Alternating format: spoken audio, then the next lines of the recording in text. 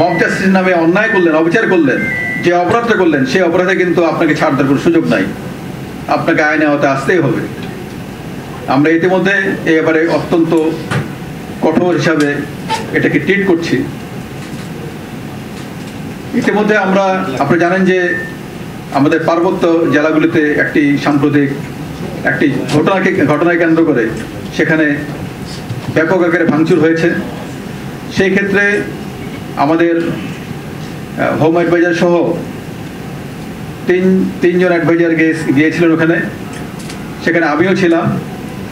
আমরা কিন্তু সেই পরিস্থিতিটাকে এখানে SP Rangamati, SP Khagrachari, SP Bandarban সব জায়গায় আমরা ব্যবস্থা নিয়েছি। আমরা ওই ঘটনায় আমরা যেটা দেখেছি যে পাহাড়ি বাঙালি যেই একটি পাশাপাশি থাকলে যে কোনো জায়গায় সামান্য ভুল বোঝাবুঝি হতে পারে, কিন্তু সেটাকে ইস্যু করে কোনো একটি পক্ষ চেষ্টা করেছে সেটাকে ফ্লেয়ার আপ করার জন্য, এটাকে উস্কে দেওয়ার জন্য, বিভিন্নভাবে প্রচারণার মাধ্যমে গুজব সৃষ্টি করতে।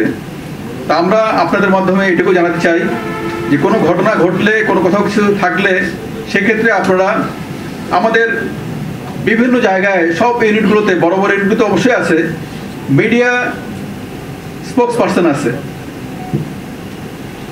আমাদের যেমন পুলিশ হেডকোয়ার্টার্সে এআইজি মিডিয়া আছে।